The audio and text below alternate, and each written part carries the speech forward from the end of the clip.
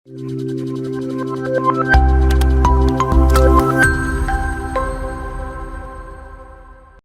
Students, ലേൺവൈസിന്റെ പുതിയൊരു ക്ലാസ്സിലേക്ക് എല്ലാവർക്കും സ്വാഗതം. അപ്പൊ നമ്മൾ ലാസ്റ്റ് ക്ലാസ്സിൽ പറഞ്ഞിരുന്നത് logistics and supply chain management and introduction എന്ന് പറഞ്ഞ ഫസ്റ്റ് ബ്ലോക്കിലെ ഫസ്റ്റ് യൂണിറ്റിലെ പാർട്ട് 1 ആയിരുന്നു ആ ക്ലാസ്സിൽ നമ്മൾ ഡിസ്കസ് ചെയ്തിരുന്നത്. ഇനി സെയിം യൂണിറ്റിലെ തന്നെ പാർട്ട് 2, അതിന്റെ ബാക്കി ഭാഗങ്ങളാണ് നമ്മൾ ഈ വീഡിയോയിൽ അല്ലെങ്കിൽ ഈ ക്ലാസ്സിൽ നമ്മൾ ഡിസ്കസ് ചെയ്യാൻ പോകുന്നത്.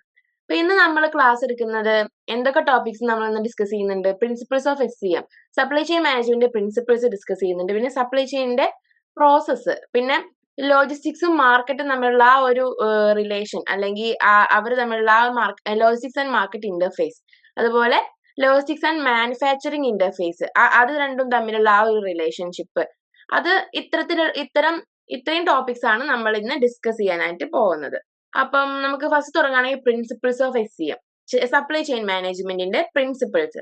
അപ്പം chain optimization, demand driven, relationship, flow smoothness, പിന്നെ റിസോഴ്സ് ഒപ്റ്റിമൈസേഷൻ. ഇതെല്ലാം എന്തൊക്കെയാണെന്ന് നമുക്ക് നോക്കാം. ഫസ്റ്റ് ആയിട്ട് നമുക്ക് ഡിമാൻഡ് ഡ്രൈവൺ എന്ന് പറഞ്ഞാൽ എന്താന്ന് നോക്കാം. അപ്പം സപ്ലൈ ചെയിൻ എന്ന് പറയുന്നത് വെറുതെ നമുക്ക് കയ്യിലൊരു പ്രൊഡക്റ്റ് ഉണ്ട്, അത് നമുക്ക് എങ്ങനെയെങ്കിലും ഒന്ന് സപ്ലൈ ചെയ്യണം, എങ്ങനെയെങ്കിലും ആളുകളുടെ കയ്യിലേക്ക് എത്തിക്കണം, അതല്ല നമ്മുടെ ചിന്ത. അല്ലെങ്കിൽ അതിന് വേണ്ടിയിട്ടല്ല ആ സപ്ലൈ ചെയിൻ അവിടെ നിലനിൽക്കുന്നത്. അതായത് അവിടെ ഒരു ഡെഫിനറ്റ് ഡിമാൻഡ് ഉണ്ട്, ആ ഒരു പ്രൊഡക്റ്റിന് അതിന് വാങ്ങാൻ ആളുണ്ട്, ആ പ്രൊഡക്റ്റിന് ഒരു ഡിമാൻഡ് ഉണ്ട്. അപ്പോഴാണ് നമുക്ക് അവിടെ ആ ഒരു സപ്ലൈ ചെയിൻ അവിടെ നിലനിൽക്കുന്നത്. അപ്പൊ അത് വാങ്ങാൻ ആരും ഇല്ല എന്നുണ്ടെങ്കിൽ അത്തരത്തിലൊരു പ്രൊഡക്റ്റും ഉണ്ടാവില്ല, അത്തരത്തിലൊരു സപ്ലൈ ചെയിനും ഉണ്ടാവില്ല. അപ്പം ചുമ്മാ ഒരു പ്രൊഡക്റ്റ് സപ്ലൈ ചെയ്യണം എന്ന് വിചാരിച്ചിട്ടല്ല ഒരു സപ്ലൈ ചെയിൻ ഉണ്ടാകുന്നത്. അപ്പൊ അതാണ് ഫസ്റ്റ് പ്രിൻസിപ്പിൾ. ഈ നെക്സ്റ്റ് എന്ന് പറഞ്ഞാൽ ചെയിൻ ഒപ്റ്റിമൈസേഷൻ. ഈ ചെയിൻ ഒപ്റ്റിമൈസേഷൻ എന്ന് പറയുമ്പോൾ നമുക്ക് ഒരുപാട് ലിങ്ക് ഉണ്ട് അല്ലെ ഈ പ്രോസസ്സ്. നമ്മൾ ലോജിസ്റ്റിക്സ് എന്ന് പറയുമ്പോൾ തുടക്കം മുതൽ ലാസ്റ്റ് വരെയുള്ള പ്രോസസ്സാണ് നമ്മൾ പറഞ്ഞു.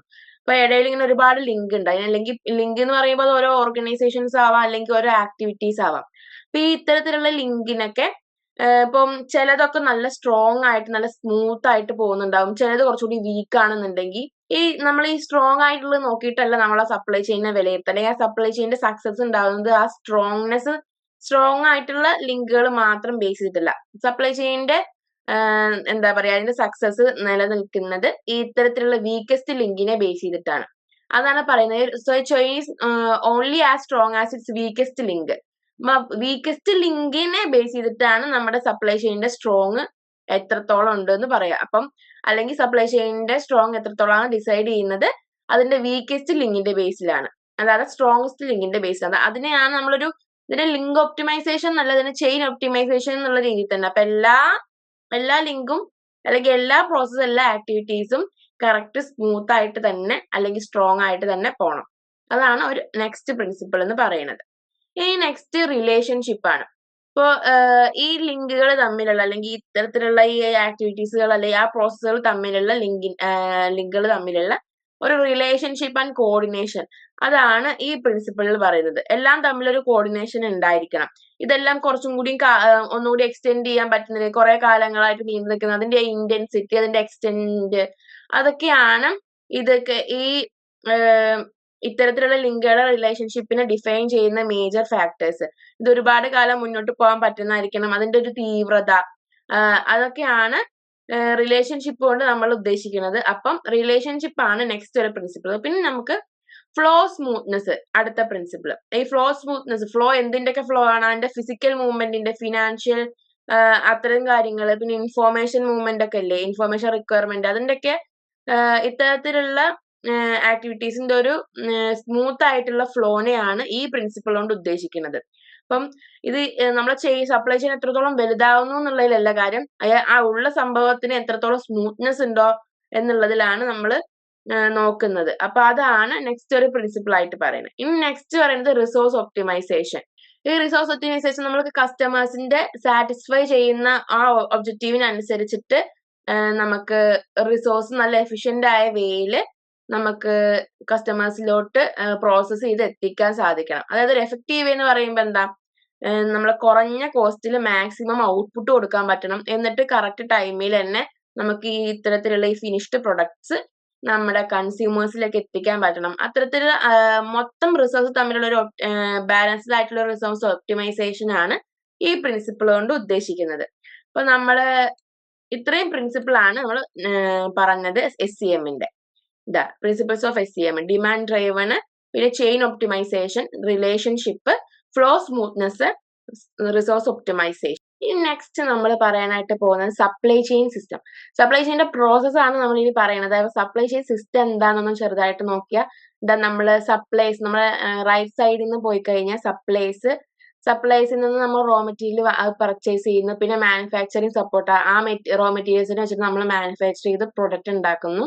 പിന്നെ അതിന്റെ ഫിസിക്കൽ ഡിസ്ട്രിബ്യൂഷൻ, അങ്ങനെ നേരെ കസ്റ്റമേഴ്സിലേക്ക്. അപ്പൊ ഇതിന്റെ ഇടയിലൊക്കെ വരുന്ന എന്താ റിക്വയർമെന്റ് ഇൻഫോർമേഷൻ ഫ്ലോ, നമ്മുടെ റിക്വയർഡ് ആയിട്ടുള്ള ഇൻഫോർമേഷന്റെ ആ ഒരു ഫ്ലോയും, പിന്നെ വാല്യൂ ആഡഡ് ഇൻവെന്ററി ഫ്ലോ, നമ്മുടെ പ്രൊഡക്റ്റിലേക്ക് വാല്യൂ ആഡ് ചെയ്യുന്ന തരത്തിലുള്ള ഇൻവെന്ററീസിന്റെ ആ ഒരു ഫ്ലോ, അതെല്ലാം കൂടി ചേർന്നിട്ടുള്ള ഒരു സപ്ലൈ ചെയിൻ സിസ്റ്റം ആണ് നമ്മൾ ഈ ഒരു പിക്ചറിൽ കാണിക്കുന്നത്. അപ്പൊ നമുക്ക് നെക്സ്റ്റ് സപ്ലൈ ചെയിന്റെ പ്രോസസ്സ് എന്തൊക്കെയാണെന്ന് നോക്കാം. അപ്പൊ നമുക്ക് first one customer relationship management. ഇത് നമ്മളെ കീ കസ്റ്റമറിനെ കണ്ടുപിടിക്കുന്ന, അല്ലെങ്കിൽ അവരുമായിട്ടുള്ള റിലേഷൻഷിപ്പ് എസ്റ്റാബ്ലിഷ് ചെയ്യുന്ന ഒരു പ്രോസസ്സാണ് കസ്റ്റമർ റിലേഷൻഷിപ്പ് മാനേജ്മെന്റ്. അപ്പം മറ്റുള്ള സർവീസസ് ഒന്നുമല്ല നമ്മൾ നോക്കുന്നത്, നമ്മൾ ആ കസ്റ്റമറിനെ എങ്ങനെയൊക്കെ സാറ്റിസ്ഫൈ ചെയ്യാൻ പറ്റുന്ന അത്തരത്തിൽ വേണം, അല്ലെങ്കിൽ ആ കസ്റ്റമർ സാറ്റിസ്ഫൈ ചെയ്യാൻ പറ്റുന്ന തരത്തിലുള്ള പ്രൊഡക്റ്റ് അവർക്ക് പറ്റിയ ടൈമിൽ കറക്റ്റ് എന്താ പറയാ ക്വാണ്ടിറ്റിയിൽ കറക്റ്റ് ക്വാളിറ്റിയിലൊക്കെ കൊടുക്കുക. അത്തരത്തിൽ കസ്റ്റമറിന്റെ റിലേഷൻഷിപ്പും കസ്റ്റമറുമായിട്ടുള്ള ആ കമ്പനിയുടെ റിലേഷൻഷിപ്പ് എസ്റ്റാബ്ലിഷ്മെന്റ് ആണ് കസ്റ്റമർ റിലേഷൻഷിപ്പ് മാനേജ്മെന്റിലുള്ളത്. ആ കീ കസ്റ്റമറെയാണ് നമ്മൾ ബേസ് ആയിട്ട് ഇതിൽ ഫോക്കസ് ചെയ്യുന്നത്. അവർക്ക് എന്തൊക്കെ വേണം, അവരുടെ നീഡ്സും വാണ്ട്സും മനസ്സിലാക്കല്, അങ്ങനെ നമ്മൾ ആ കസ്റ്റമറുമായിട്ടുള്ള ഒരു ഇന്ററാക്ഷൻ, ആ ഒരു കമ്മ്യൂണിക്കേഷൻ, അതൊക്കെയാണ് നമ്മൾ കസ്റ്റമർ റിലേഷൻഷിപ്പ് മാനേജ്മെന്റിൽ, അതിന്റെ ഒരു മാനേജ്മെന്റ് ആണ് ഈ ഫസ്റ്റ് പ്രോസസ്സിലെ ഫസ്റ്റ് സ്റ്റെപ്പ് എന്ന് പറയുന്നത്. ഇനി നെക്സ്റ്റ് എന്ന് പറയുന്നത് ഡിമാൻഡ് മാനേജ്മെന്റ്. ഡിമാൻഡ് മാനേജ്മെന്റ് എന്ന് പറയുമ്പോൾ നമുക്കിപ്പോ ഈ കസ്റ്റമേഴ്സിന്റെ ഡിമാൻഡ് ഓരോ ടൈം കൂടുമ്പോൾ മാറിക്കൊണ്ടേയിരിക്കും. നമുക്ക് ഇന്ന് വേണം എന്നുള്ളതാവില്ല, ചിലപ്പോൾ നാളെ വേണമെന്നുണ്ടാവുക. അപ്പം ഈ അത്തരത്തിൽ ആ നമ്മൾ ഉണ്ടാക്കുന്ന പ്രൊഡക്റ്റ് അവർക്ക് വേണ്ടത് തന്നെയാണെന്ന് നമുക്ക് മനസ്സിലാക്കാൻ പറ്റണം. അത്തരത്തിൽ ഡിമാൻഡ് ഒക്കെ നമുക്ക് ഫോർകാസ്റ്റ് ചെയ്യാൻ പറ്റണം. നമ്മൾ ചുമ്മാ അതിനൊരു ലോസ് ഉണ്ടാവാൻ പാടില്ല. നമുക്ക് കറക്റ്റ് കസ്റ്റമേഴ്സിന്റെ ഡിമാൻഡിനനുസരിച്ച് തന്നെ നമുക്ക് പ്രൊഡക്റ്റ് അവരിലേക്ക് എത്തിക്കാൻ പറ്റണം. അതിന്റെ ഒരു മാനേജ്മെന്റ് ആണ് ഈ പ്രോസസ്സിൽ പറയുന്നത്. ഇനി next customer service management. Customer service എന്ന് പറയുമ്പോൾ ഇപ്പം അവർക്ക് നമ്മളിപ്പോ കസ്റ്റമർ സർവീസ് എന്ന് പറഞ്ഞിട്ട് നമുക്ക് ഫോണൊക്കെ വിളിക്കാൻ പറ്റില്ലേ, പിന്നെ റിപ്പയർ സർവീസ്, അങ്ങനെയൊക്കെ അത്തരത്തിലൊക്കെ നമുക്ക് ഓരോ സർവീസസ് കിട്ടില്ലേ. അപ്പൊ അതൊക്കെയാണ്, അതിന്റെയൊക്കെ ഒരു മാനേജ്മെന്റ് ആണ് കസ്റ്റമർ സർവീസിൽ പറയുന്നത്. അപ്പൊ ഇത്തരത്തിലൊരു നല്ലൊരു മാനേജ്മെന്റ് സിസ്റ്റം ഉണ്ടെന്നുണ്ടെങ്കിൽ അത് നമ്മുടെ കസ്റ്റമറിന്റെ സാറ്റിസ്ഫാക്ഷൻ ലെവൽ ഇൻക്രീസ് ചെയ്യാനും അതുപോലെ നമ്മുടെ ബിസിനസ് സക്സസ് ഉണ്ടാവാനും ഒക്കെ സഹായിക്കും. പിന്നെ നെക്സ്റ്റ് പറയുന്നത് ഓർഡർ ഫുൾഫിൽമെന്റ്. ഓർഡർ ഫുൾഫിൽമെന്റ് എന്ന് പറയുമ്പോൾ നമ്മൾ ഓർഡർ ചെയ്ത് കഴിഞ്ഞ് കഴിഞ്ഞാൽ അത് കറക്റ്റ് ടൈമിൽ തന്നെ ആ ഓർഡർ ടേക്കൺ ചെയ്തിരിക്കണം. പിന്നെ അതിനനുസരിച്ചിട്ട് കറക്റ്റ് ടൈമിൽ തന്നെ ആ ഓർഡർ ഡെലിവറി ചെയ്തിരിക്കണം. അത്തരത്തിലുള്ള നമ്മൾ ഓർഡറിന്റെ മാനേജ്മെന്റ് ഒക്കെയാണ് ഈ ഒരു പ്രോസസ്സിൽ പറയുന്നത്. ഇനി നെക്സ്റ്റ് പറയുന്നത് മാനുഫാക്ചറിങ് ഫ്ലോ മാനേജ്മെന്റ്. ഈ നമ്മളെ മാനുഫാക്ചർ അല്ലെങ്കിൽ ആ ഒരു ഫേസ് ആയിട്ട് ബന്ധപ്പെട്ടുള്ള ഒരു മാനേജ്മെന്റ് ആണ് ഇതിൽ പറയുന്നത്. അതായത് നമ്മളെ പ്രൊഡക്ഷൻ മാനേജ്മെന്റ്, അല്ലെങ്കിൽ എത്രത്തോളം പ്രൊഡക്റ്റ് നമ്മൾ മാനുഫാക്ചർ ചെയ്തിരിക്കണം, അതിന്റെ ഡിമാൻഡ് അനുസരിച്ചുള്ള മാനുഫാക്ചറിങ്ങും, ആ മാനുഫാക്ചറിങ് കറക്റ്റ് ടൈമിൽ വെയർ ഹൗസിലേക്ക് എത്തിക്കുക, വെയർ ഹൗസിൽ നേരെ ആൾക്കാരിലേക്ക് എത്തിക്കാനൊക്കെ കറക്റ്റ് ടൈമിൽ തന്നെ പറ്റണം. അപ്പൊ അതിനുള്ള രീതിയിലായിരിക്കണം പ്രൊഡക്റ്റ് ചെയ്യേണ്ടത്. അപ്പൊ ആ പ്രൊഡക്ഷൻ പ്രോസസ്സിന്റെ ഒരു മാനേജ്മെന്റ് ആണ് ഈ പ്രോസസ്സിൽ പറയുന്നത്. പ്രൊക്യൂർമെന്റ് എന്ന് പറയുമ്പോൾ നമ്മളെ റോ മെറ്റീരിയൽ പർച്ചേസ് ചെയ്യുന്നത് തൊട്ടിട്ട് അതിന്റെ മൂവ്മെന്റ് പറയുമ്പോൾ റോ മെറ്റീരിയൽ നേരെ മാനുഫാക്ചറിലോട്ട് എത്തിക്കുന്ന തൊട്ടിട്ട് അവിടെ നിന്നുള്ള ഫിനിഷ്ഡ് പ്രൊഡക്റ്റ് വെയർ ഹൗസിലേക്ക് എത്തിക്കുക, അത്തരത്തിലുള്ള ഈ മെറ്റീരിയലിന്റെ പ്രൊക്യൂർമെന്റും അതിന്റെ മൂവ്മെന്റ്, ഇതൊക്കെ അതിന്റെയൊക്കെ ഒരു മാനേജ്മെന്റ് ആണ് നമ്മൾ ഈ പ്രൊക്യൂർമെന്റ് എന്ന് പറയുന്ന പ്രോസസ്സിൽ പറയുന്നത്. ഈ നെക്സ്റ്റ് വരുന്നത് അപ്പൊ product development and commercialisation. Product development എന്ന് പറയുമ്പോൾ ഇപ്പൊ നമ്മൾ ഓരോ പ്രൊഡക്റ്റും നമ്മളിപ്പോ ആപ്പിളൊക്കെ കണ്ടിട്ടില്ലേ, പുതിയ പുതിയ ഡെവലപ്മെന്റ് നടത്തി പുതിയ പ്രൊഡക്റ്റ് അവർ ഇറക്കിക്കൊണ്ടേയിരിക്കുകയാണ്. ഇപ്പൊ ഫോൺസ് തന്നെ നെക്സ്റ്റ് ഓരോ സ്റ്റേജിലും വേറെ കുറച്ചും കൂടി ഡെവലപ്മെന്റ് ഒക്കെ നടത്തി പുതിയ ഫോണുകൾ ഇറക്കുന്നുണ്ട്. അപ്പം അത്തരത്തില് നമ്മുടെ ആ പ്രൊഡക്റ്റിന്റെ ഒരു ഡെവലപ്മെന്റ്, നമുക്ക് എപ്പോഴും പുതിയ സാധനങ്ങളോടാവും കസ്റ്റമേഴ്സിന് ആഗ്രഹം ഉണ്ടാവുക. അപ്പൊ അതിനനുസരിച്ച് പുതിയ നമ്മൾ ആ പ്രൊഡക്റ്റ് ഡെവലപ്പ് ചെയ്ത് ഇറക്കുക, അതിന്റെ കൊമേഴ്ഷ്യലൈസേഷൻ, അപ്പം അതിന്റെ ആളുകളിലേക്ക് എത്തിക്കുന്ന അതിന്റെ ഒരു പ്രൊമോഷനും ആ സ്റ്റേജ് ഒക്കെയാണ് ഈ പ്രൊഡക്റ്റ് ഡെവലപ്മെന്റ് ആൻഡ് കൊമേഴ്ഷ്യലൈസേഷൻ എന്ന് പറയുന്ന ഈ പ്രോസസ്സിൽ പറയുന്നത്.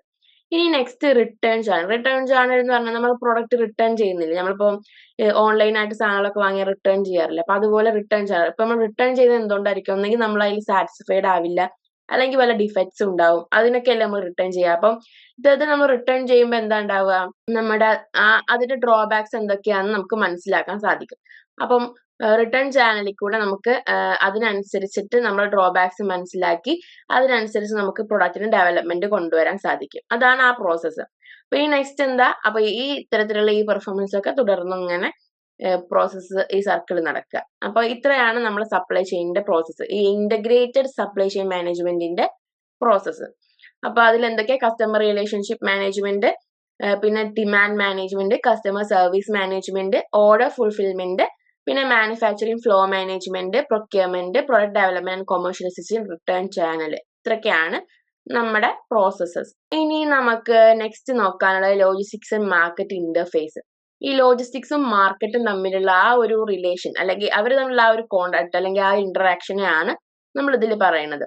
ഇപ്പം നമ്മൾ ലോജിസ്റ്റിക്സ് എന്ന് പറയുമ്പോൾ ഇപ്പൊ ഈ പ്രൊഡക്റ്റ് റോ മെറ്റീരിയൽ മാനുഫാക്ചർ ചെയ്യുക, ഡിസ്ട്രിബ്യൂട്ട് ചെയ്യുക, അല്ല മാനുഫാക്ചർ ചെയ്യുക, വെയർ ഹൗസിൽ നിക്ഷേപിക്കുക, ഇത്തരം കാര്യങ്ങൾ മാത്രമല്ല. നമ്മൾ മാർക്കറ്റുമായിട്ടും ഒരു ബന്ധം നമുക്കുണ്ട്. ഇത് രണ്ടും തമ്മിലുള്ളൊരു കറക്റ്റ് ആയിട്ടുള്ള റിലേഷൻഷിപ്പിലൂടെ മാത്രമേ നമുക്ക് സക്സസ് ബിസിനസ്സിൽ ഉണ്ടാക്കാൻ സാധിക്കുള്ളൂ. അപ്പം ഈ മാർക്കറ്റുമായിട്ടുള്ള ആ ഒരു റിലേഷൻഷിപ്പാണ് നമ്മൾ ഇനി പറയാൻ പോകുന്നത്. അപ്പം അതിന് ഒരു കാരണമാണ്, ആ റിലേഷൻഷിപ്പിനെ അഫക്ട് ചെയ്യുന്നൊരു വലിയൊരു കാര്യമാണ്, അല്ലെങ്കിൽ ഈ ഒരു കീ മാർക്കറ്റിംഗ് കൺസെപ്റ്റ് ആണ് product life cycle. Product life cycle എന്ന് പറയുമ്പോൾ ഒരു പ്രൊഡക്റ്റിനൊരു നമ്മളൊരു ലൈഫ് സൈക്കിൾ ഉണ്ടാവില്ലേ? ഇപ്പൊ അതിന്റെ ഇൻട്രൊഡക്ഷൻ സ്റ്റേജ് തൊട്ട് ഡിക്ലൈൻ സ്റ്റേജ് വരെ. അപ്പൊ ഈ ഇൻട്രൊഡക്ഷൻ സ്റ്റേജ് എന്താ? അപ്പം അത് ഒരു പ്രൊഡക്റ്റിന് 4 ഡിഫറെന്റ് സ്റ്റേജസ് ഉണ്ടെന്ന് പറയും. ഇൻട്രൊഡക്ഷൻ സ്റ്റേജ്, ആ പ്രൊഡക്റ്റ് നമ്മൾ ഡെവലപ്പ് ചെയ്ത് കൊണ്ടുവന്ന് അതിനെ ഇൻട്രൊഡ്യൂസ് ചെയ്ത് ആളുകളിലേക്ക് എത്തിക്കുന്ന ആ ഒരു സ്റ്റേജിനെയാണ് നമ്മൾ ഇൻട്രൊഡക്ഷൻ സ്റ്റേജ് എന്ന് പറയാം. ഇപ്പൊ നെക്സ്റ്റ് ഗ്രോത്ത് സ്റ്റേജ് എന്ന് പറഞ്ഞാൽ പിന്നെ ആ പ്രൊഡക്റ്റിന് ഒരു ഗ്രോത്ത് ഉണ്ടാവുന്ന, വളർച്ച ഉണ്ടാവുന്ന ആ ഒരു സ്റ്റേജ്, അപ്പൊ അതിന്റെ ഗ്രോത്ത് സ്റ്റേജ്. മെച്യൂരിറ്റി സ്റ്റേജ് എന്ന് പറഞ്ഞു കഴിഞ്ഞാൽ മാക്സിമം മെച്യൂരിറ്റി എത്തി, ഒരുപാട് ആളുകൾ വാങ്ങി, അങ്ങനെ എല്ലായിടത്തും ആ പ്രൊഡക്റ്റ് നിലനിൽക്കുന്നുണ്ട്, ആ ഒരു സ്റ്റേജ് മെച്യൂരിറ്റി സ്റ്റേജ്. ഇനി ഡിക്ലൈൻ സ്റ്റേജ്, പിന്നെ ആ പ്രൊഡക്റ്റിന്റെ ഡിമാൻഡ് കുറയുന്ന, അങ്ങനെ ആ ബിസിനസ് ഇല്ലാണ്ടായി പോകുന്ന ആ ഒരു സ്റ്റേജിനെയാണ് നമ്മൾ ഡിക്ലൈൻ സ്റ്റേജ് എന്ന് പറയുന്നത്. അപ്പൊ ഇത്തരത്തിലുള്ള ഒരു പ്രൊഡക്റ്റിന്റെ പല പല സ്റ്റേജസ് ഉണ്ട്. അപ്പം ഇത്തരം സ്റ്റേജുകളിലൊക്കെ നല്ല ലോജിസ്റ്റിക്സിന്റെ സപ്പോർട്ടും മാർക്കറ്റിന്റെ സപ്പോർട്ടും പരസ്പരം നല്ലതുപോലെ ഉണ്ടാവണം. അപ്പം എന്നാൽ മാത്രമേ നമുക്ക് ആ ബിസിനസ് മുന്നോട്ട് കൊണ്ടുപോകാൻ പറ്റുള്ളൂ. അപ്പം അത്തരത്തില് ലോജിസ്റ്റിക്സ് ഇത്തരത്തിലുള്ള different level of logistic support is required by marketing. അപ്പോൾ ഇത് രണ്ടും തമ്മിലുള്ള ആ ഒരു റിലേഷൻഷിപ്പ്, അല്ലെങ്കിൽ രണ്ടുപേരും തമ്മിൽ നല്ലൊരു ലിങ്ക് ഉണ്ടാവണം എന്നാണ് പറയുന്നത്. അപ്പം ഇപ്പൊ ലോജിസ്റ്റിക്സ് ആൻഡ് മാർക്കറ്റ് ഇന്ററാക്ഷന്റെ ചില ഏരിയാസ് നമുക്ക് പറയാം. പ്രൊഡക്റ്റ് ഡിസൈൻ, ഒരു പ്രൊഡക്റ്റ് ഡിസൈൻ ചെയ്യില്ല, അപ്പൊ ആ പ്രൊഡക്റ്റ് ഡിസൈൻ, അപ്പോൾ ഇതിന്റെ എഫക്ട് എന്തിലൊക്കെ ഉണ്ടാവും? നമ്മുടെ വെയർ ഹൗസ്, ട്രാൻസ്പോർട്ടേഷൻ യൂട്ടിലൈസേഷൻ, അതുപോലെ കോസ്റ്റ്, അതിലൊക്കെ നമ്മൾ പ്രൊഡക്റ്റ് ഡിസൈനിന്റെ ഒരു മേജർ എഫക്ട് ഉണ്ടാവും എന്നാണ് പറയുന്നത്. അതുപോലെ പ്രൈസിങ്, ഇപ്പൊ നമ്മൾ പ്രൈസ് ചെയ്യുമ്പോൾ എന്തൊക്കെയാ? നമ്മുടെ ഓവറോൾ കോസ്റ്റ് ഓഫ് ആ പ്രൊഡക്റ്റിന്റെ മൊത്തം കോസ്റ്റിനെ അത് ബാധിക്കും. അതിനൊക്കെ അനുസരിച്ചിട്ടാണ് നമുക്ക് ഒരു പ്രൊഡക്റ്റ് പ്രൈസ് ചെയ്യാൻ വേണ്ടിയിട്ട്. അതുപോലെ നമ്മളെ ഓർഗനൈസേഷന്റെ പ്രൈസിങ് പോളിസീസ് അതിനൊക്കെ ബാധിക്കും. അപ്പം അതാണ് നമ്മളെ പ്രൈസിങ്ങിൽ വരുന്നത്. ഈ മാർക്കറ്റിങ്ങും ലോജിസ്റ്റിക്സും തമ്മിലുള്ള ഇന്ററാക്ഷനിലുള്ള വേറൊരു ഏരിയ എന്ന് പറയുന്നത്. അതുപോലെ നെക്സ്റ്റ് ആണ് മാർക്കറ്റ് ആൻഡ് സെയിൽസ് ഫോർകാസ്റ്റ്. ഇപ്പൊ നമ്മൾ സെയിൽസ് എത്രത്തോളം, നമ്മൾ ഡിമാൻഡ് എത്രത്തോളം ഉണ്ടെന്നൊക്കെ നമ്മൾ മുൻകൂട്ടി ഫോർകാസ്റ്റ് ചെയ്യണം. അപ്പൊ അതിനനുസരിച്ചിട്ട് വേണം നമ്മൾ പ്രൊഡക്റ്റ് ഡിസ്ട്രിബ്യൂട്ട് ചെയ്യാനായിട്ട്. അപ്പൊ അതാണ് നെക്സ്റ്റ് ഒരു ഏരിയ എന്ന് പറയുന്നത്. പിന്നെ കസ്റ്റമർ സർവീസ് പോളിസീസ്, കസ്റ്റമേഴ്സിന് നമ്മൾ പല സർവീസസും കൊടുക്കുന്നുണ്ട് എന്ന് പറഞ്ഞില്ല, അപ്പൊ അത്തരത്തിലുള്ള പോളിസീസ്. അപ്പൊ ഇതിലൊക്കെ എന്തുണ്ടാവണം? ഈ ലോജിസ്റ്റിക്സിന്റെ ഈ മാർക്കറ്റിന്റെ ഒരു കറക്റ്റ് അവർ തമ്മിൽ ഒരു കമ്പൈൻ ചെയ്തിട്ടുള്ള ഒരു പോളിസി ഡെവലപ്മെന്റ് ഉണ്ടാവണം. രണ്ടുപേരും ഒരു ജോയിന്റ്ലി പോളിസി ഡെവലപ്മെന്റ് നടത്തണം എന്നുള്ളതാണ് ഇതിലൊക്കെ പറയുന്നത്. പിന്നെ നമ്പർ ആൻഡ് ലൊക്കേഷൻ ഓഫ് വെയർ ഹൗസിന്റെ നമ്പർ, വെയർ ഹൗസ് എത്ര എണ്ണം വേണം, പിന്നെ അതിന്റെ ലൊക്കേഷൻ എവിടെയൊക്കെ വേണം. ഈ വെയർ ഹൗസിന്റെ എണ്ണം കൂടുന്നതിനനുസരിച്ച് ആളുകളിലേക്ക് പെട്ടെന്ന് എത്തിക്കാനുള്ള പറ്റും. അപ്പം കസ്റ്റമേഴ്സിന്റെ സാറ്റിസ്ഫാക്ഷൻ ലെവൽ ഒക്കെ ഇൻക്രീസ് ചെയ്യാനൊക്കെ പറ്റും. അപ്പം ഇത്തരത്തിലുള്ള പോളിസീസിലൊക്കെ, അല്ലെങ്കിൽ ഇത്തരത്തിലുള്ള ഡിസിഷനിലൊക്കെ ഈ മാർക്കറ്റിന്റെ ലോജിസ്റ്റിക്സിന്റെ ഒരു കമ്പൈൻഡ് പോളിസി ഡെവലപ്മെന്റ് വേണം. അല്ലെങ്കിൽ രണ്ടുപേരും തമ്മിലായിരിക്കണം, ഈ രണ്ട് പാർട്ടുകളും തമ്മിലായിരിക്കണം ഒരു പോളിസി ഡെവലപ്മെന്റ് ചെയ്യുമ്പോൾ അല്ലെങ്കിൽ ഡിസിഷൻ എടുക്കുമ്പോൾ രണ്ടും ജോയിന്റ് ആയിട്ട് വേണം ചെയ്യാനായിട്ട് എന്നുള്ളതാണ് ഇതിലൊക്കെ പറയുന്നത്. പിന്നെ ഇൻവെന്ററി പോളിസീസ് ആണ് നെക്സ്റ്റ്. ഇപ്പം ഇൻവെന്ററീസ്, അപ്പൊ ഒരു ഇൻവെന്ററി എന്ന് പറയുമ്പോൾ അതിനനുസരിച്ച് ഓപ്പറേഷണൽ കോസ്റ്റിനൊക്കെ ബേസ് ചെയ്തിട്ടിരിക്കും. അല്ലെങ്കിൽ ഒരു ഇൻവെന്ററിയുടെ ഒരു ചേഞ്ച് എന്നൊക്കെ പറയുമ്പം അത് നമ്മുടെ ഓപ്പറേഷണൽ കോസ്റ്റിനൊക്കെ അഫക്ട് ചെയ്യുന്ന രീതിയിലുള്ളതാണ്. അപ്പൊ അതാണ് മറ്റൊരു കാര്യം. അതായത് മാർക്കറ്റും ലോജിസ്റ്റിക്സും തമ്മിലൊരു കമ്പൈൻഡ് ആയിട്ടുള്ള ഒരു ജോയിന്റ് ആയിട്ടുള്ള ഒരു പോളിസി ഡെവലപ്മെന്റ് വേണം ഈ ഇൻവെന്ററി പോളിസീസിന്റെ കാര്യത്തിൽ.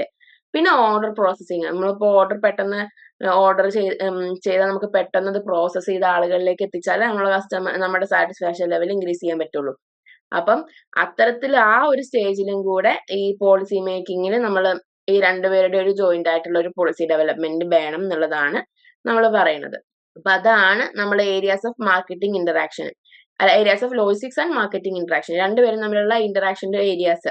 ഇപ്പൊ product design, pricing, market and sales forecast, പിന്നെ customer service policies, number and location of warehouses, പിന്നെ inventory policies and order processing. ഇതിലൊക്കെ എന്ത് വേണമെന്നാണ് പറയുന്നത്? നമ്മള് ഈ ലോജിസ്റ്റിക്സിന്റെയും മാർക്കറ്റിംഗിന്റെയും ആ രണ്ട് പാർട്ടുകളും നമ്മളൊരു കമ്പൈൻഡ് ആയിട്ടുള്ള ഒരു ഡിസിഷൻ മേക്കിങ്ങോ അല്ലെങ്കിൽ രണ്ടുപേരും തമ്മിൽ പോളിസി ഫോർമുലേഷന്റെ സമയത്ത് അല്ലെങ്കിൽ ഡിസിഷൻ മേക്കിങ്ങിന്റെ സമയത്തൊക്കെ ജോയിന്റ് ആയിട്ടുള്ള ഒരു ഡെവലപ്മെന്റ് ഓഫ് പോളിസീസ് വേണം എന്നുള്ളതാണ് ഇതിലൊക്കെ പറയുന്നത് ട്ടോ. അത് കൂടാണ്ട് ഒരെണ്ണം കൂടിയുണ്ട്, channels of distribution. Channels of distribution നമ്മള് ഒരുപാട് ചാനൽസ് ഉണ്ടാവില്ലേ? ഇപ്പൊ തന്നെ നമ്മള് കുറെ മീഡിയറീസ് ഉണ്ടാവും ഇതിന്റെ ഇടയ്ക്ക്. അപ്പൊ ഇത്തരത്തിൽ ചാനലിന് ഇങ്ങനെ ചേഞ്ച് വരുന്നതിനനുസരിച്ചിട്ട് നമ്മളെ റിസോഴ്സസിൽ ചേഞ്ച് ഉണ്ടാവും. അപ്പം അതിലും കൂടെ എന്ത് വേണം? ഈ ലോജിസ്റ്റിക്സ് ആൻഡ് മാർക്കറ്റിംഗിന്റെ ഒരു കമ്പൈൻഡ് ആയിട്ടുള്ള ഒരു പോളിസി മേക്കിംഗ് അല്ലെങ്കിൽ ഡിസിഷൻ മേക്കിങ്ങോ ഉണ്ടായിരിക്കണം. അതാണ് വേറൊരു ഏരിയ എന്ന് പറയുന്നത് ഇതിന്റെ. അപ്പൊ നമ്മള് എന്താ പറയാ, ലോജിസ്റ്റിക്സ് ആൻഡ് മാർക്കറ്റിംഗ് ഇന്റർഫേസ്, അതിന്റെ ഒരു ഏരിയാസ് അല്ലെങ്കിൽ ആ ഇന്റർഫേസിലുള്ള ഒരു ഏരിയാസ് ആണ് നമ്മൾ പറഞ്ഞത്. അപ്പൊ നമ്മൾ ലോജിസ്റ്റിക്സ് ആൻഡ് മാർക്കറ്റ് ഇന്റർഫേസിനെ കുറിച്ച് പറഞ്ഞു. ഇനി നെക്സ്റ്റ് നമ്മൾ ലോജിസ്റ്റിക്സ് ആൻഡ് മാനുഫാക്ചറിങ് ഇന്റർഫേസ് ആണ് പറയുന്നത്. അതായത് ഈ ലോജിസ്റ്റിക്സും നമ്മുടെ മാനുഫാക്ചറിങ്, നമ്മൾ ആ പ്രൊഡക്ഷൻ യൂണിറ്റും ആയിട്ടുള്ള ആ ഒരു റിലേഷൻഷിപ്പിനെ കുറിച്ചിട്ട്.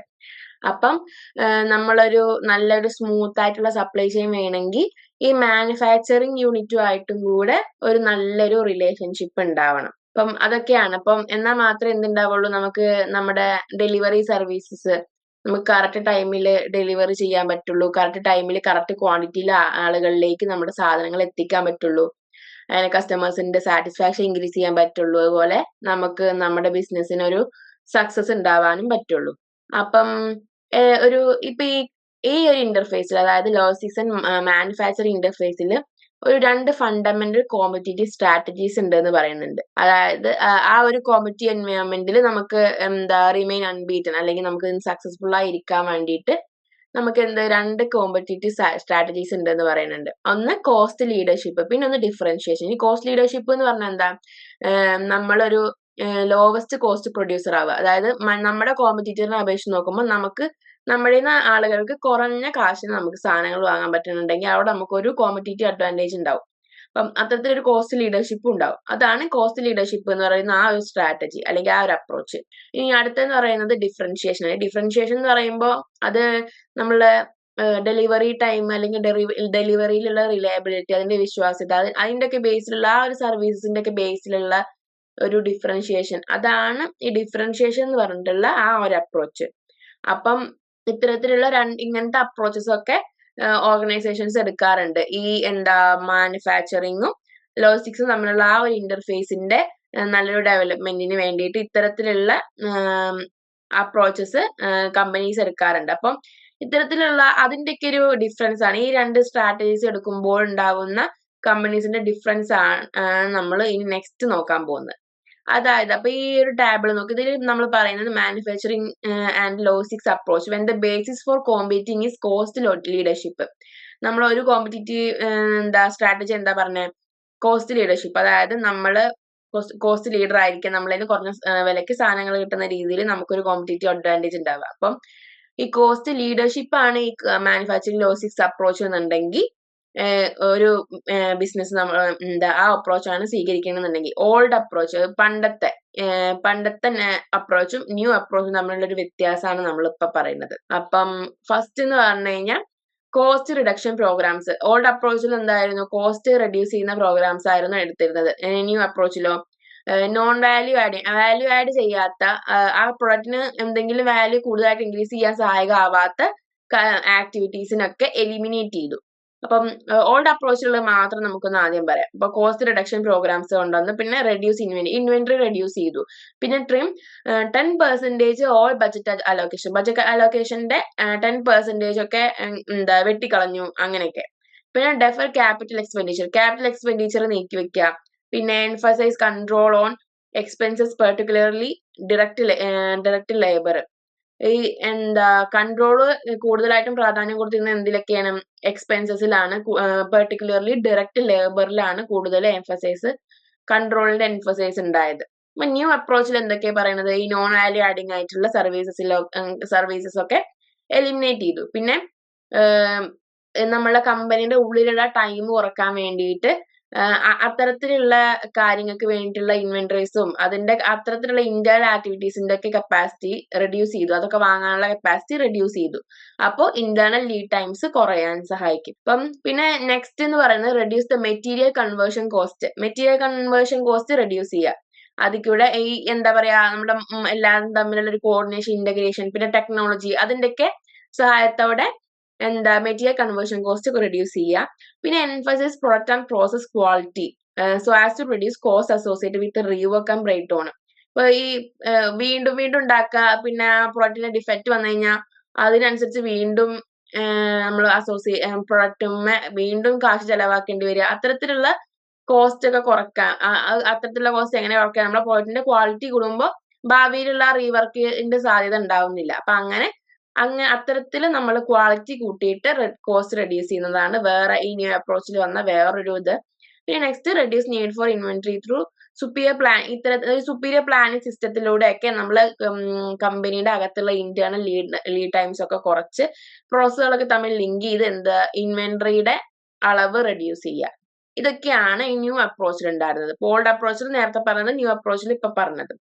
ഇനി ഇതിന്റെയൊക്കെ റിസൾട്ട് എന്താണ്? ഇപ്പൊ ഈ ലെഫ്റ്റ് സൈഡിലുള്ളത് ഓൾഡ് അപ്രോച്ചിന് വന്ന റിസൾട്ടും റൈറ്റ് സൈഡിൽ ന്യൂ അപ്രോച്ചസിന് വന്ന റിസൾട്ട്. ഇപ്പം ഓൾഡ് അപ്രോച്ച് ആയപ്പോ എന്തായി? ഇന്നാഡിക്വേറ്റ് സപ്പോർട്ട്, പുവർ പ്രൊഡക്റ്റ് ക്വാളിറ്റിയുടെ പ്രൊഡക്റ്റ് കുറഞ്ഞു. പിന്നെ ഏജിങ് എക്യുപ്മെന്റ്, നമ്മൾ എക്യുപ്മെന്റിൽ കൂടുതലും എക്യുപ്മെന്റ് ഇങ്ങനെ കാലഹരണപ്പെടുക, അങ്ങനെയൊക്കെ ആയി. പിന്നെ പുവർ കസ്റ്റമർ സർവീസ് പുവർ. പിന്നെ ഇമേജ് ഓഫ് ബി അൺറിലയബിൾ, വിശ്വാസയോഗ്യമല്ലാതായി. പിന്നെ പ്രൊഡക്റ്റിന്റെ അവൈലബിലിറ്റി കുറഞ്ഞു. പിന്നെ ഡെലിവറി സർവീസസ് ഒക്കെ ഭയങ്കര മോശമായി. ഇതൊക്കെയാണ് നമ്മൾ ഓൾഡ് അപ്രോച്ചിൽ ഉണ്ടായ റിസൾട്ട്. ഇനി ന്യൂ അപ്രോച്ചിലാണെങ്കിലോ പ്രൊഡക്റ്റിന്റെ പെർഫോമൻസ് കൂടി, പിന്നെ പ്രൊഡക്റ്റിന്റെ വേരിയബിലിറ്റി കൂടി, പിന്നെ പ്രൊഡക്റ്റിന്റെ വേരിയബിലിറ്റി കുറഞ്ഞു, റെഡ്യൂസ് ചെയ്തു. പിന്നെ ഇംപ്രൂവ്ഡ് ഫ്ലെക്സിബിലിറ്റി നമുക്ക് കൂടി, പിന്നെ മാർക്കറ്റിലോട്ടുള്ള റെസ്പോൺസീവ്നെസ്സും ഇംപ്രൂവ് ചെയ്തു. അപ്പം ഈ ന്യൂ അപ്രോച്ച് കൊണ്ടുവന്നതിലൂടെ നമുക്ക് ഒരു ഇത്തരത്തിലുള്ള റിസൾട്ട് ഒക്കെ നമുക്ക് ഉണ്ടായി. ഇപ്പൊ പറഞ്ഞ എന്താ? നമ്മൾ manufacturing logistics approach when the basis for competing is cost leadership ആകുമ്പോഴത്തെ കോസ്റ്റ് ലീഡർഷിപ്പിന്റെ ബേസിലുള്ള കാര്യങ്ങളാണ് നമ്മൾ ഇവിടെ പറഞ്ഞത്. ഇനി നെക്സ്റ്റ് നമ്മൾ പറയുന്നത് എന്താ? ഡിഫറൻഷിയേഷന്റെ ബേസിൽ നെക്സ്റ്റ് ഒരു കോമ്പറ്റീറ്റീവ് അഡ്വാൻറ്റേജ് നമ്മൾ നേരത്തെ പറഞ്ഞത് ഡിഫറൻഷിയേഷൻ ആണ്. ഇതൊക്കെ നമ്മൾ മാനുഫാക്ചറിംഗ് ലോജിസ്റ്റിക്സ് അപ്രോച്ച് ആണ് കേട്ടോ. അപ്പം ഡിഫറൻഷിയേഷന്റെ ബേസിൽ നോക്കുകയാണെങ്കിൽ ഓൾഡ് അപ്രോച്ചിൽ വന്നത് ആണ് increase inventory to act as a buffer. Inventories ഒക്കെ കൂട്ടി, പിന്നെ വെയർ ഹൗസിന്റെ ബ്രാഞ്ചസും കൂട്ടി, പിന്നെന്താ നമ്മളെ കപ്പാസിറ്റി ഇൻക്രീസ് ചെയ്തു ഫ്ലെക്സിബിലിറ്റി കൂട്ടാൻ വേണ്ടിയിട്ട്. പിന്നെ പ്രൊഡക്ഷന് വേണ്ടിയിട്ട് ഓർഡേഴ്സ് ഒക്കെ നേരത്തെ തന്നെ റിലീസ് ചെയ്തു. പിന്നെ പ്രൊഡക്ഷന്റെ ആ ഔട്ട്പുട്ട് ഇല്ലേ, ആ പ്രൊഡക്ഷൻ നമ്മൾ ആ പ്രൊഡക്റ്റിന് ഫിനിഷ്ഡ് പ്രൊഡക്റ്റ് ആയിട്ട് കിട്ടുന്ന സാധനത്തിൽ കൂടുതൽ പ്രാധാന്യം നൽകി. അതൊക്കെയാണ് നമ്മൾ ഓൾഡ് അപ്രോച്ചിൽ ചെയ്തത്. അപ്പൊ ന്യൂ അപ്രോച്ചിൽ എന്തൊക്കെയാണ് ചെയ്തത്? Shorten internal lead times to improve responsiveness to market. കമ്പനിയുടെ അകത്തുള്ള ഇന്റേണൽ ലീഡ് ടൈംസ് ഒക്കെ കുറച്ച് മാർക്കറ്റിലോട്ടുള്ള റെസ്പോൺസീവ്നെസ് കൂട്ടി, ഇംപ്രൂവ് ചെയ്തു. പിന്നെ ഷെഡ്യൂൾ പെർഫോമൻസ്, നമ്മൾ റിലയബിൾ സപ്ലൈക്ക് വേണ്ടിയിട്ട് നമ്മളെ പെർഫോമൻസ് ഒക്കെ ഒന്ന് ഷെഡ്യൂൾ ചെയ്തു. കറക്റ്റ് ടൈമിൽ പ്രോപ്പർ ആയിട്ട് തന്നെ ചെയ്യാൻ വേണ്ടി ടൈമും അങ്ങനെ കാര്യങ്ങളൊക്കെ തമ്മിലൊക്കെ എല്ലാം ഷെഡ്യൂൾ ചെയ്തു. പിന്നെ നമ്മുടെ പ്രൊഡക്റ്റിന്റെ ക്വാളിറ്റി കൂട്ടി. അപ്പൊ ക്വാളിറ്റി കൂട്ടി എന്താ? ഈ റീവർക്കും ബ്രേക്ക് ഡൗണിന്റെ ഒക്കെ ഡിലേ നമുക്ക് കുറക്കാൻ സാധിക്കും, നേരത്തെ പറഞ്ഞ പോലെ തന്നെ. പിന്നെ express transport and centralised distribution. ഈ ഡിസ്ട്രിബ്യൂഷന്റെ കാര്യത്തിലും ട്രാൻസ്പോർട്ടേഷന്റെ കാര്യത്തിലൊക്കെ ഒരു ഒരു സെൻട്രലൈസ്ഡ് സിസ്റ്റം, ഒരു നല്ല സ്റ്റാൻഡേർഡ് ആയിട്ടുള്ള സെൻട്രലൈസ്ഡ് സിസ്റ്റം കൊണ്ടുവന്നു. അതുകൊണ്ട് നമുക്ക് എന്താ സ്റ്റോക്കിന്റെ മിസ്അലോക്കേഷൻ ഒക്കെ കുറയ്ക്കാൻ പറ്റുന്ന രീതിയിൽ. അപ്പൊ ഇനി നെക്സ്റ്റ് വരുന്ന എന്താ, ഇനീഷ്യൽ സുപ്പിയർ കസ്റ്റമർ സർവീസിലാണ് കൂടുതൽ ഇത്. മറ്റേതിൽ നമ്മൾ എന്താ പറഞ്ഞ പ്രൊഡക്ഷന്റെ ആ ഔട്ട്പുട്ടിലാണ് പ്രാധാന്യം ഉണ്ടായിരുന്നത്. ഇവിടെ കസ്റ്റമർ സർവീസിലും പിന്നെ കസ്റ്റമറായിട്ട് ഒരു കമ്മ്യൂണിക്കേഷൻ ഉണ്ടാക്കുന്നതിലൊക്കെയാണ് കൂടുതൽ പ്രാധാന്യം കൊടുത്തത്. അപ്പൊ ഇതിന്റെയൊക്കെ റിസൾട്ട് എന്താ, ഇപ്പൊ നമ്മൾ പറഞ്ഞത് ഡിഫറൻഷിയേഷൻ എന്ന് പറഞ്ഞു കഴിഞ്ഞാൽ എന്ന് പറയുന്ന കോമ്പറ്റീറ്റീവ് സ്ട്രാറ്റജിയാണ്. എന്ന് പറഞ്ഞു കഴിഞ്ഞാൽ എന്താ, അതിന്റെ പ്രോഡക്റ്റിന്റെ അവൈലബിലിറ്റി, ഡെലിവറി ടൈം, അതൊക്കെയാണ് നമ്മളെ കോമ്പറ്റിങ്ങിന്റെ ബേസിസ്.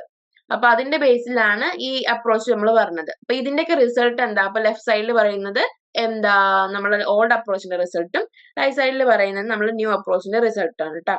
അപ്പൊ ലെഫ്റ്റ് സൈഡിൽ അപ്പം ഓൾഡ് അപ്രോച്ചിന്റെ റിസൾട്ട് എന്തായി, ഹയർ കോസ്റ്റ് ആയി. അപ്പൊ മറ്റേതിലോ ലോവർ കോസ്റ്റ് ആയിരുന്നു. പിന്നെ ഓൾഡ് അപ്രോച്ചിൽ കുറച്ച് negative cost by complexity and system, poor quality cost by emphasize on getting the product out. ആ പ്രൊഡക്റ്റ് ഇങ്ങോട്ട് കൊണ്ടുവരുന്നതിൽ മാത്രമായിരുന്നു കൂടുതൽ ശ്രദ്ധ, ആ പ്രൊഡക്റ്റിലായിരുന്നു കൂടുതൽ പ്രാധാന്യം കൊടുത്തത്. അപ്പം അത് ആ പ്രൊഡക്റ്റിന്റെ ക്വാളിറ്റിനൊക്കെ ബാധിച്ചു, അത് നെഗറ്റീവായിട്ട് ബാധിച്ചു. അപ്പം അത്തരത്തിലൊരു നെഗറ്റീവ് ഇമ്പാക്ട് ഉണ്ടായി. പിന്നെ ലോങ് ഇന്റേണൽ, അപ്പം എന്താ കമ്പനിക്കകത്തുള്ള ഇന്റേണൽ ലീഡ് ടൈംസ് കൂടി, കുറെ അധികം ടൈം ഈ പ്രൊഡക്റ്റ് കമ്പനിയുടെ ഉള്ളിൽ തന്നെയുള്ള ആ പ്രോസസ്സിന് തന്നെ ഒരുപാട് ടൈം വന്നു. പിന്നെ എന്താ ഓർഡർ ഒക്കെ ഇങ്ങനെ ഓവർലോഡ് ആയിട്ട് നമുക്ക് പ്രയോറിറ്റീസ്, ഒരു കൺഫ്യൂഷൻ ഒക്കെ വന്നു. അപ്പൊ സ്റ്റോക്ക് ഒക്കെ അലോക്കേഷൻ ചെയ്യുന്നതിലൊക്കെ കുറച്ച് ഡിഫിക്കൽട്ടീസ്, ഇതൊക്കെയാണ് നമ്മുടെ ഓൾഡ് അപ്രോച്ചിൽ ഉണ്ടായ റിസൾട്ട്.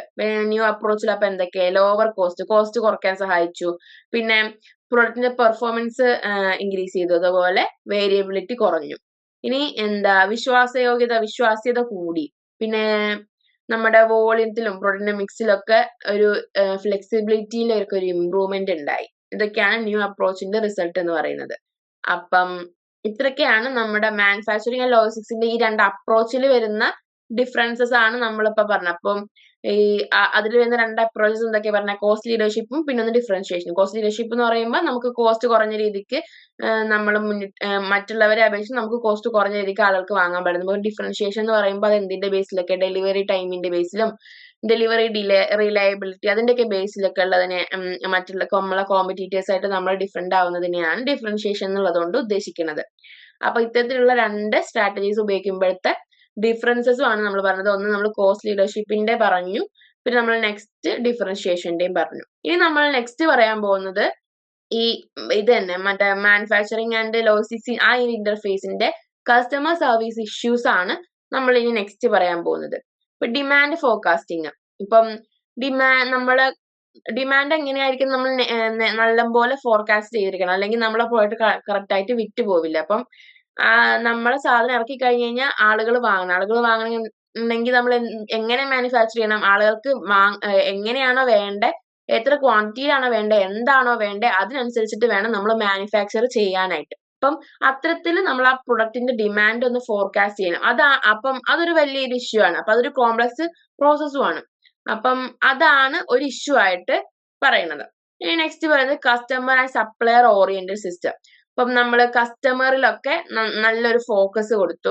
അതുപോലെ how to bind the customer more tightly to the organization. ഇത് നമ്മളെ ഓർഗനൈസേഷനെ കസ്റ്റമറുമായിട്ട്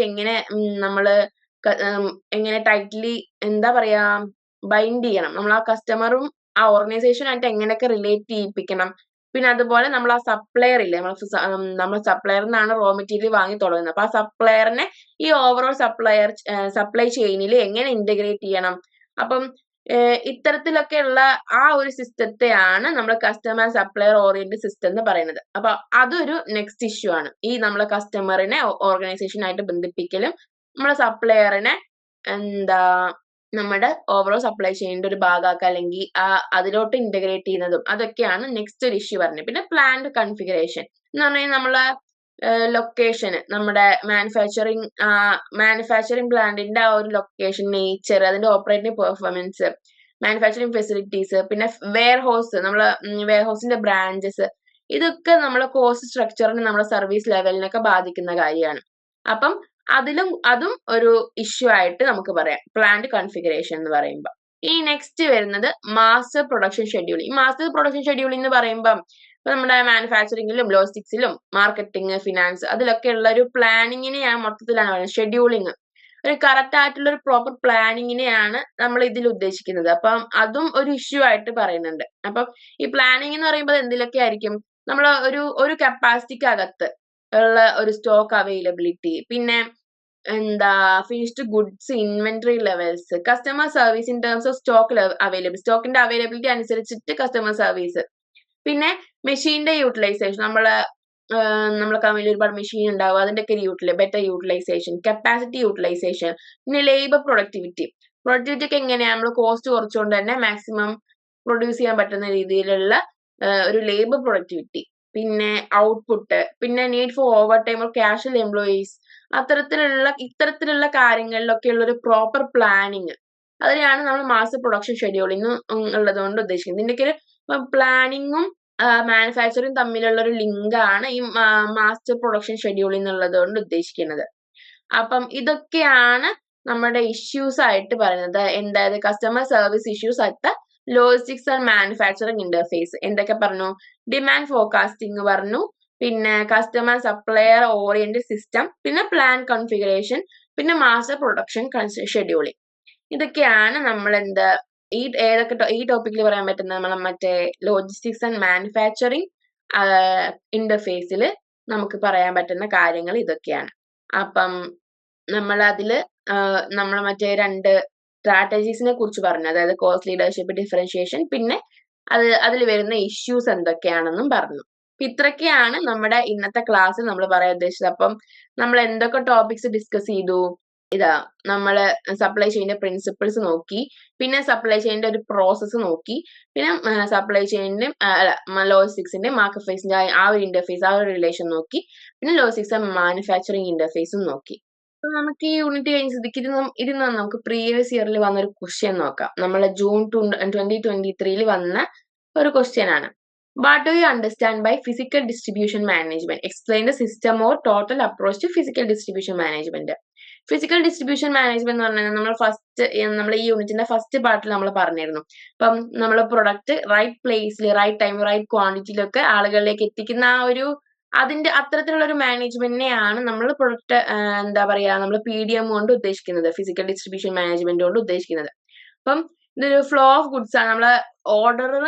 നമ്മൾ ഓർഡർ വെച്ച് ഓർഡർ റിസീവ് ചെയ്യുന്നത് തൊട്ടിട്ട് നമ്മുടെ കയ്യിലോട്ട് എത്തുന്നത് വരെയുള്ള അതിന്റെ ആ ഒരു ഗുഡ്സിന്റെ ആ ഒരു ഫ്ലോ, അതിന്റെയൊക്കെ ഒരു മാനേജ്മെന്റിനെയാണ് നമ്മൾ ഫിസിക്കൽ ഡിസ്ട്രിബ്യൂഷൻ മാനേജ്മെന്റോട് പറയുന്നത്. ഇപ്പോൾ ഓർഗനൈസേഷന്റെ ബേസിലാണെന്നുണ്ടെങ്കിൽ അവർ റോ മെറ്റീരിയൽ വാങ്ങി അത് പ്രൊഡ്യൂസ് ചെയ്ത് മാനുഫാക്ചർ ചെയ്ത് ഫിനിഷ്ഡ് പ്രൊഡക്റ്റ് ഉണ്ടാക്കി അത് വെയർ ഹൗസിലേക്ക് എത്തിച്ച് വെയർ ഹൗസിൽ നിന്ന് റീറ്റെയിൽ സെന്ററിലോട്ടോ ആളുകളിലേക്ക്, അങ്ങനെ ആ അത്തരത്തിലുള്ള മൊത്തം ചാനലിന്റെ ആ ഒരു ഫ്ലോനെയാണ് നമ്മൾ ഫിസിക്കൽ ഡിസ്ട്രിബ്യൂഷൻ, അതിന്റെ ഒരു മാനേജ്മെന്റിനെയാണ് നമ്മൾ ഫിസിക്കൽ ഡിസ്ട്രിബ്യൂഷൻ മാനേജ്മെന്റ് കൊണ്ട് ഉദ്ദേശിക്കുന്നത്.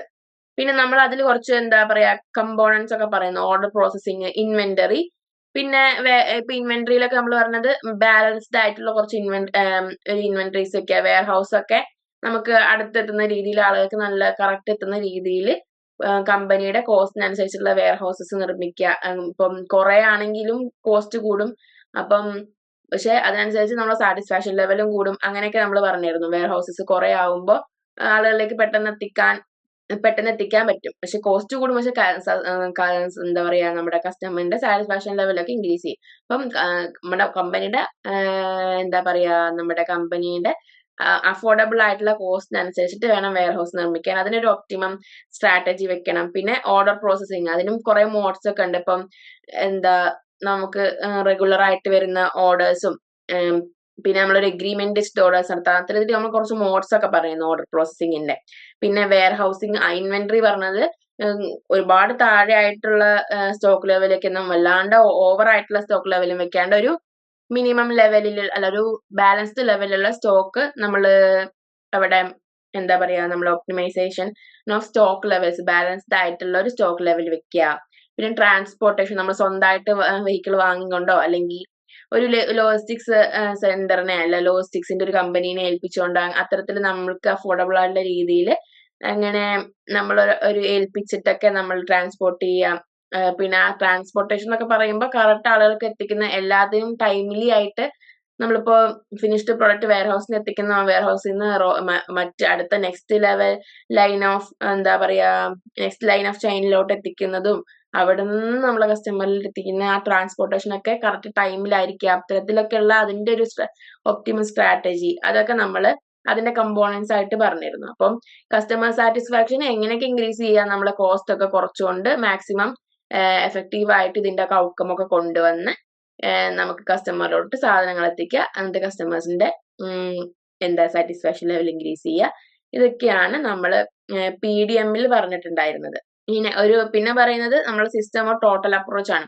ഈ സിസ്റ്റം ഓഫ് ടോട്ടൽ അപ്രോച്ച് എന്ന് പറയുന്നത് നമുക്ക് ഇടയിൽ തന്നെ നമ്മൾ കുറെ സിസ്റ്റം അല്ലെങ്കിൽ കുറെ പ്രോസസ് ഉണ്ട് എന്ന് പറഞ്ഞില്ല, നമ്മളെ കുറെ ആക്ടിവിറ്റീസ് ഉണ്ട് എന്ന് പറഞ്ഞു. അപ്പൊ ഈ ആക്ടിവിറ്റീസിന് അല്ലെങ്കിൽ ആ ഓരോ പ്രോസസ്സിനും സ്വന്തമായിട്ടൊരു സ്ട്രെങ്ത്തും കാര്യങ്ങളൊക്കെ ഉണ്ട്. അപ്പം അത് കൂടാണ്ട് അതിനൊരു അവർക്കൊരു ഓരോ പ്രോസസ്സിനും ഓരോ ഗോൾ ഉണ്ട്. ഇപ്പൊ ഓരോ ഓർഗനൈസേഷൻ ഇപ്പൊ ഒരു വെയർ ഹൗസിംഗ് അല്ലെങ്കിൽ മാനുഫാക്ചറിങ് മാത്രം എടുക്കുകയാണെങ്കിൽ ആ യൂണിറ്റിന് ഇത്ര ടൈമിൽ ഇത്ര പ്രൊഡ്യൂസ് ചെയ്യാൻ അങ്ങനെ എന്തെങ്കിലും ഒരു ഗോൾ ഉണ്ട്. അപ്പൊ അതുപോലെ ഓരോന്നിനും ഓരോരോ ഗോൾ ഉണ്ട്. അപ്പൊ ആ ഓരോ ഗോളും അപ്പൊ അതിനനുസരിച്ച് അവർക്ക് ഓരോരോ സ്ട്രെങ്ത്തും അതിന് ഓരോരോ ഔട്ട്കമും കിട്ടുന്നുണ്ട്. അപ്പൊ അത് കൂടാണ്ട് എല്ലാ പ്രോസസ്സിന്റെയും മൊത്തമായിട്ടുള്ള ഒരു ഔട്ട്കമിലൂടെ നമ്മളെ മൊത്തം സിസ്റ്റത്തിന്റെ ആ സപ്ലൈ ചെയിന്റെ മൊത്തമായിട്ടുള്ള ആ ഒരു ഗോൾ അച്ചീവ് ചെയ്യാൻ വേണ്ടിയിട്ട് എല്ലാ പ്രോസസ്സും കൂടി ചേർന്നിട്ടുള്ള ആ ഒരു ഒപ്റ്റിമൈസേഷൻ ഇല്ലേ, അതിനെയാണ് നമ്മൾ സിസ്റ്റം അപ്രോച്ച് എന്ന് പറയുന്നത്. അപ്പോൾ നമ്മൾ ഒത്തുപിടിച്ചാൽ മരയും പോരും എന്നൊക്കെ പറയുന്ന പോലെ നമ്മളിപ്പം ഓരോന്നിന്റെയും എഫേർട്ടിനേക്കാണ് ഔട്ട്കം കൂടുതലായിരിക്കും ഇത് മൊത്തത്തിലുള്ള ഔട്ട്കം എന്ന് പറയുന്നത്. ഓരോന്നിനും ഓരോ ഇൻഡിവിജ്വൽ എഫേർട്ട് ഉണ്ട്.